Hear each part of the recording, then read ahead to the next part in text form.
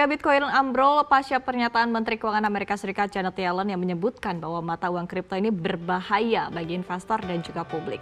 Usai jeda kami akan hadirkan dialog bersama dengan CEO Bitcoin.cc.id Oscar Darmawan. Tetaplah bersama kami di Profit CNBC Indonesia.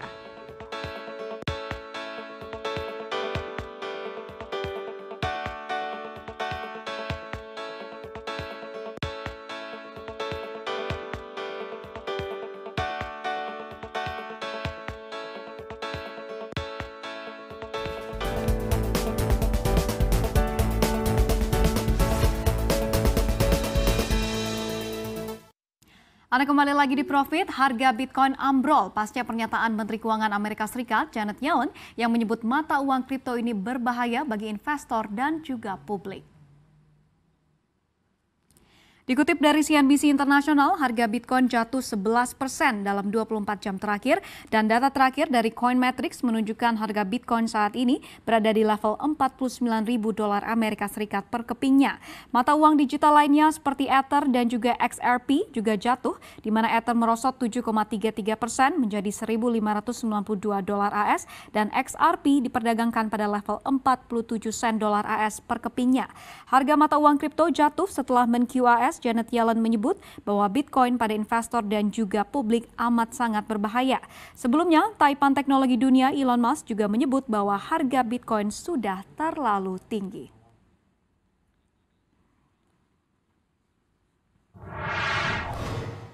Dan untuk membahas serba-serbi Bitcoin dan juga volatilitasnya, kita sudah terhubung dengan Oscar Darmawan, CEO dari Bitcoin.co.id. Halo, selamat pagi Mas Oscar. Halo, selamat pagi. Senang saya bisa diundang dalam acara ini.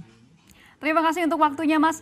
Mas, kita ketahui bahwa kemarin Menteri Keuangan dari Amerika Serikat Janet Yellen menyebutkan bahwa cryptocurrency semacam Bitcoin ini berbahaya dan kita lihat juga harga Bitcoin langsung anjlok ya, bahkan kemarin sempat di 18% koreksinya.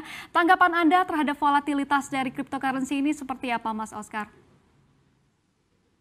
Ya, kalau dari sesama trader kripto, justru ini adalah hal yang menarik buat para trader kripto ya. Karena harga pergerakan dari kripto itu memang sangat volatile. Jadi satu hari bisa turun 20%, naik 20%, bahkan kadang-kadang bisa lebih. Turunnya bisa 50%, naiknya bisa 70%, dan lain sebagainya. Jadi kalau kita lihat dari yang kejadian dalam 24 jam terakhir, memang betul harga Bitcoin sempat turun dari sebelumnya di harga 800 juta, sempat turun di harga 670 jutaan. Tapi kemudian kalau kita lihat dalam harga sekarang, harga Bitcoin itu sekitar 750 juta per satu Bitcoin. Jadi kalau kita melihat dari sisi trading, itu ada kesempatan di mana kita bisa melakukan taking profit dan membeli kembali di saat murah dan menjualnya kembali di saat lebih mahal.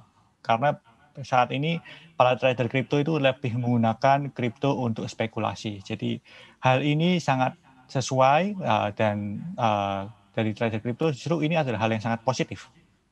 Baik, kalau kita lihat pergerakan harga dari Bitcoin ini sendiri, Mas Oscar, kita ketahui tertingginya sempat di 58.000, namun saat ini berada di kisaran 48.000 dolar per satu kepingnya. Dan ini kalau kita lihat penurunan harganya mencapai 10.000 begitu ya. Anda melihat untuk prospek harga dari Bitcoin ini saat ini apakah sedang dalam tren bullish atau bearish atau seperti mana nih, Mas Oscar? Kalau saya pribadi, saya melihat Bitcoin itu selalu sebagai investasi jangka panjang. Ya, kalau kita melihat tren Bitcoin dalam setahun terakhir, harga Bitcoin di awal tahun itu kan masih di bawah 100 juta ya. Sedangkan sekarang satu Bitcoin sekitar 750 juta rupiah. Itu berarti Bitcoin masih dalam tahap bullish. Harganya masih cenderung terus menguat. Makanya kemarin ada sentimen negatif pun harganya cuma turun sekitar 10%. Kemudian terjadi bounce back yang cukup cepat sehingga harga Bitcoin naik lebih dari 70 juta rupiah per satu Bitcoinnya. Ya, itu kesempatan yang luar biasa sih. Semoga trader kripto di Indonesia memanfaatkan kesempatan kemarin untuk beli cepat dan kemudian bisa melakukan taking profit di pagi ini. Baik, kalau kita lihat mata uang cryptocurrency lainnya ada Ether dan juga XRP, harganya kan juga turun ya seiring dengan harga dari Bitcoin ini. Anda melihat untuk prospek dari mata uang cryptocurrency lainnya ini seperti apa prospeknya, Mas Oscar? Pada saat setiap kali kita melakukan spekulasi di kripto, kita harus melihat teknologi basis dari kripto itu ya. Kita harus memastikan kripto yang kita investasikan dan kita spekulasikan itu memiliki fungsi di dalam ekosistem kriptonya.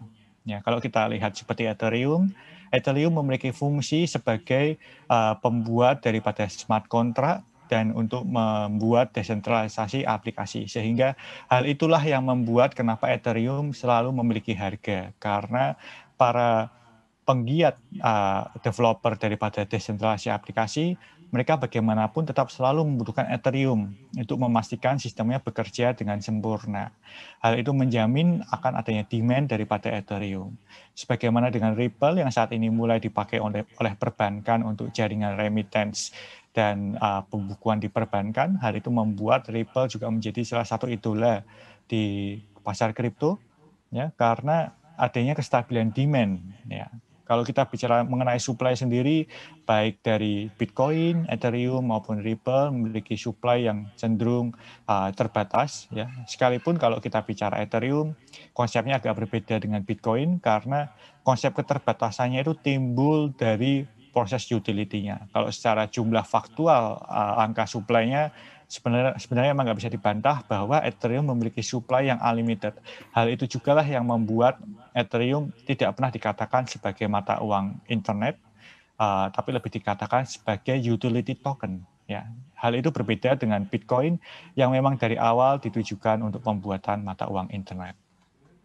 Baik, Mas Oscar, kita ke pernyataan dari Menteri Keuangan Amerika Serikat Janet Yellen yang mengatakan bahwa Bitcoin ini adalah aset yang penuh dengan spekulasi. Tanggapan Anda terhadap pernyataan ini, Mas Oscar? Saya kira saya berpendapat yang seragam dengan beliau, karena kita harus menyadari bahwa pergerakan harga kripto seperti Bitcoin dan Ethereum maupun lain sebagainya, itu sangat berdasar kepada demand dan supply. Jadi pada saat terjadi demand yang tinggi, akan membuat harga pergerakan Bitcoin menjadi meninggi, dan pada saat demand menurun, harganya akan menurun.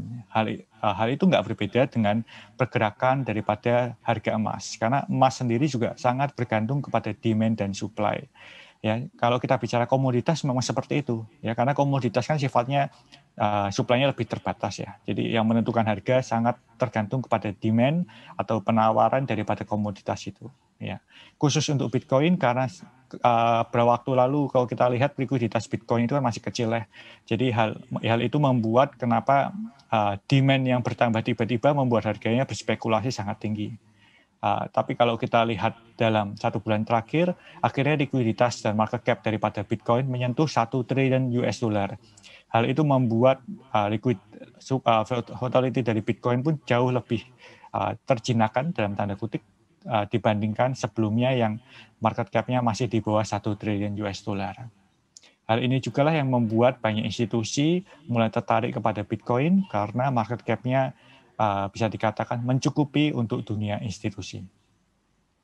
Dengan volatilitas harga Bitcoin yang tinggi begitu ya, dan juga katanya harga Bitcoin ini membuat investornya juga jantungnya deg-degan begitu. Anda melihat seperti apa nih profil risiko dari investor dari Bitcoin ini?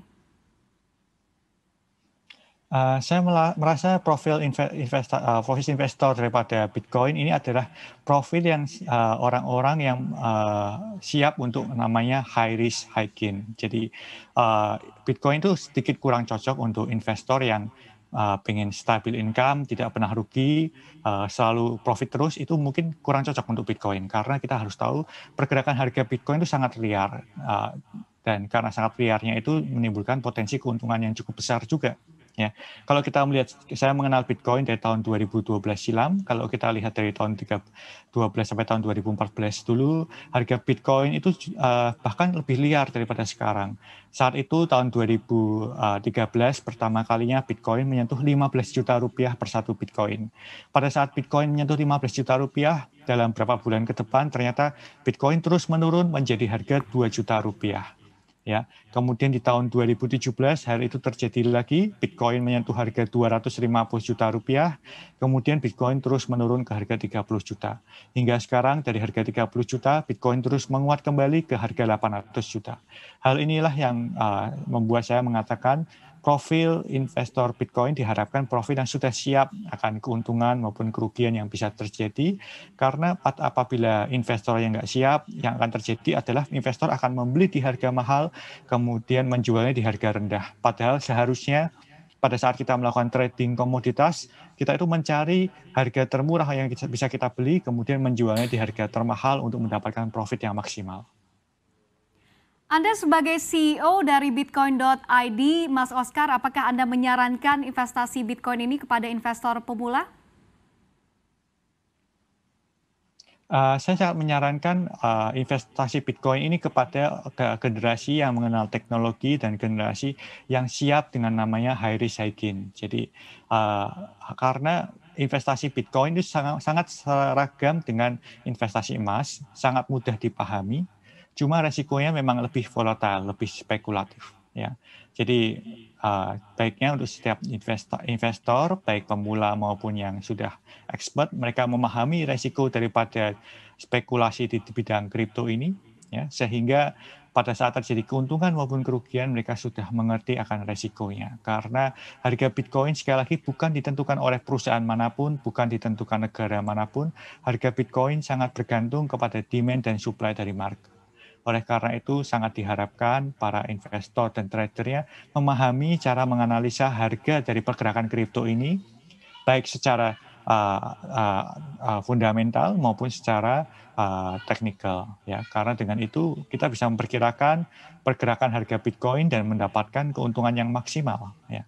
Apabila investor pemula justru melakukan spekulasi dengan menggunakan uang panas atau dalam tanda kutip uang yang seharusnya digunakan dalam seminggu itu atau dalam sebulan itu, biasanya yang terjadi adalah kerugian. Kenapa? Karena uang yang seharusnya belum saatnya Bitcoin-nya dijual, kemudian dijual terlalu cepat, hal itu bisa menimbulkan resiko kerugian. Ya, sangat baik apabila kita menginvestasikan Bitcoin ini dengan menggunakan uang dingin. Ya, Baik, berarti harus mereka dengan profil resiko yang tinggi begitu ya Mas Oscar. Ini menarik sekali memang kalau kita berbicara terkait dengan Bitcoin karena memang ini volatilitasnya juga sangat tinggi dan juga tengah hype-hype-nya di investor saat ini.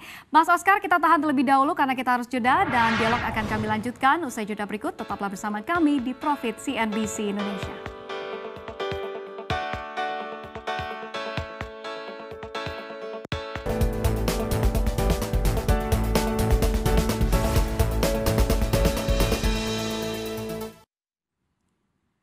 Anda kembali lagi di Profit dan kami masih terhubung dengan Oscar Darmawan, CEO dari Bitcoin.co.id. Baik Mas Oscar, kita lanjutkan kembali dialog kita. Sekarang mungkin kita terkait keamanan ya dari Bitcoin ini sendiri. Seperti apa Anda melihat akses kepada Bitcoin ini dan juga likuiditas dari cryptocurrency ini? Ya, kalau kita bicara mengenai likuiditas dan akses daripada Bitcoin ini, sebenarnya saat ini sangat lebih mudah ya dibandingkan beberapa tahun lalu. Karena setiap negara itu memiliki exchange Bitcoin dan hampir setiap negara sekarang sudah mengatur dan mendaftarkan exchange-exchange mana saja yang diakui oleh negara itu. Dan kalau kita bicara mengenai likuiditas, kalau Anda hanya transaksi di bawah 100 miliar rupiah, sebenarnya jual dan beli Bitcoin itu sangat relatif mudah dan instan. Karena kalau kita lihat transaksi daripada Bitcoin di setiap negara, itu hampir transaksi yang mendekati berapa ratus juta dolar. Ya, dan secara volume exchange saat ini bisa dikatakan sangat sehat. Jadi kalau memang hanya transaksi di bawah 1 miliar, kalau kita bicara di bawah 1 miliar, harganya tidak akan menggerakkan Bitcoin terlalu banyak, bahkan tidak akan bergerak sama sekali, sehingga transaksi Bitcoin sangat liquid. Baik. Hal itu juga yang membuat para analisis banyak CEO mengatakan dari Tesla, Bitcoin ini Mas mungkin Oscar, saja ini bisa menggantikan emas. Ya, Mas Oscar, kita ketahui CEO dari Tesla, Elon Musk mengatakan bahwa ke depannya begitu ya, jika kita ingin membeli mobil Tesla, kita dapat menggunakan Bitcoin begitu. Seperti apa Anda melihat Bitcoin dan juga cryptocurrency-nya menjadi alat pembayaran di masa yang akan datang? Ya, kalau kita bicara mengenai Bitcoin sebagai alat pembayaran, hal ini agak sedikit susah diterapkan di Indonesia ya, karena kita harus tahu Indonesia memiliki undang-undang mata uang rupiah, sehingga bisa dipastikan bahwa Bitcoin tidak akan bisa menjadi alat pembayaran di Indonesia, karena mata uang satu-satunya yang boleh digunakan itu adalah rupiah. ya, dan saya sangat mendukung akan regulasi ini. Jadi Bitcoin lebih sebagai alat investasi dan lebih sebagai alat spekulasi. Tapi hal itu berbeda dengan di US dan maupun di Jepang yang memang memungkinkan negaranya untuk bertransaksi dengan selain mata uang negara tersebut. Sehingga seperti Tesla itu kan mereka sangat pro dengan Bitcoin sehingga seluruh produknya pun mereka mau mengenable dengan penjualan melalui Bitcoin. Ya, saya kira itu berangkat ke regulasi masing-masing negara. Dan pada saat ini memang Bitcoin yang dikenal sebagai mata uang internet banyak digunakan di negara-negara tersebut sebagai alat pembayaran di negaranya. Kalau di Indonesia sendiri, Mas Oscar, Anda melihat prospek dan juga masa depan dari Bitcoin ini seperti apa? Karena kalau kita melihat juga banyak sekarang influencer-influencer saham ini kan juga mempromosikan ya terkait dengan investasi dari Bitcoin ini. Apakah suatu hari memungkinkan begitu investasi Bitcoin ini juga akan menjadi se-hype begitu ya, atau euforianya sama dengan investasi di pasar saham, atau seperti apa Anda melihatnya? Saya kira euforia daripada trading kripto ini agak berbeda dengan pasar saham, karena kalau pasar saham kita bicara banyaknya institusi yang melakukan transaksi di pasar saham karena pasar saham kan lebih dewasa. Sedangkan kalau kita bicara pasar kripto, kita bicara mengenai pasar retail. Ya.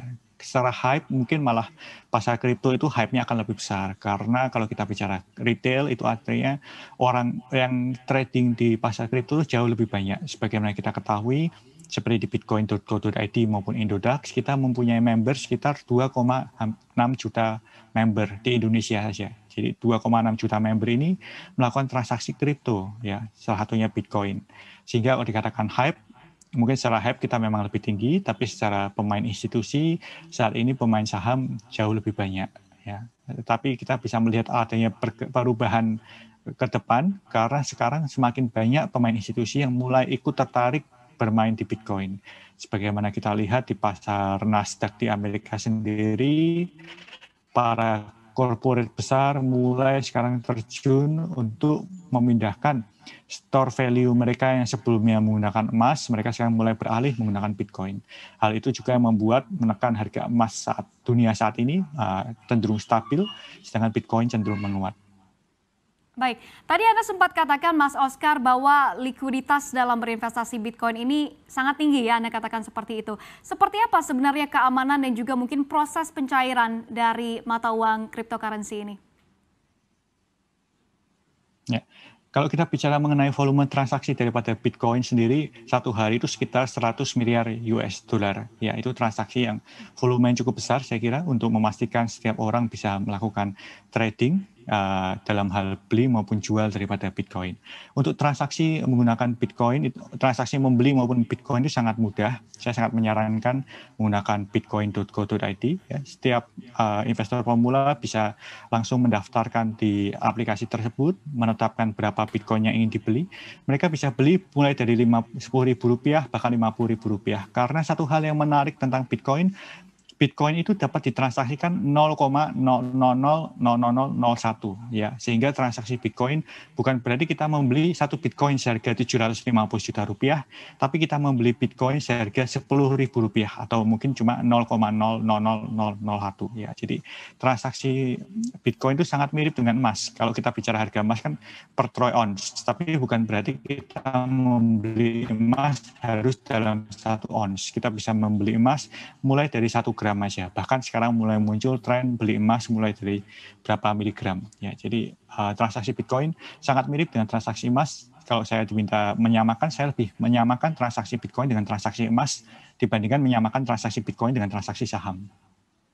Baik, sekarang kita ke pertambangan dari Bitcoin ini, Mas Oscar, kan dikatakan juga oleh Menteri Keuangan AS Janet Yellen yang mengatakan bahwa energi yang diperlukan untuk menambang Bitcoin ini sangat besar sekali. Bahkan energinya disamakan nih dengan energi untuk menerangi penjuru Pakistan begitu. Seperti apa Anda melihat pertambangan dari Bitcoin ini dan juga prosesnya seperti apa?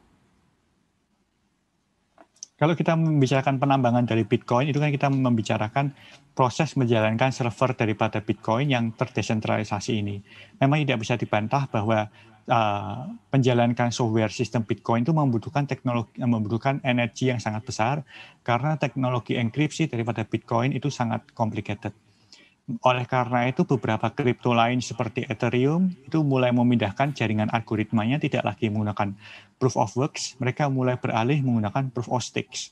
Kalau kita bicara proof of stakes itu kita nggak lagi bicara menggunakan energi yang besar. Bahkan energinya akan sangat lebih kecil dibandingkan energi untuk menjalankan jaringan perbankan, karena secara proof of stakes itu artinya itu sendiri saat ini mulai beralih dari proof of works seperti Bitcoin menjadi proof of stakes ya. Oleh karena itu masalah energi saya kira tidak perlu terlalu dikhawatirkan ya. Dan lagi kalau kita bicara mengenai energi untuk menjalankan jaringan miner Bitcoin itu di seluruh dunia sebenarnya total energinya jauh lebih kecil daripada total energi yang dibutuhkan untuk menjalankan seluruh jaringan perbankan kalau kita melakukan komparasinya ya. Jadi sebenarnya saya kira energinya masih relatif normal untuk menjalankan jaringan finansial. Baik, terima kasih untuk waktu Anda, Oscar Darmawan, CEO dari bitcoin.co.id. Salam sehat dan juga sukses selalu untuk Anda.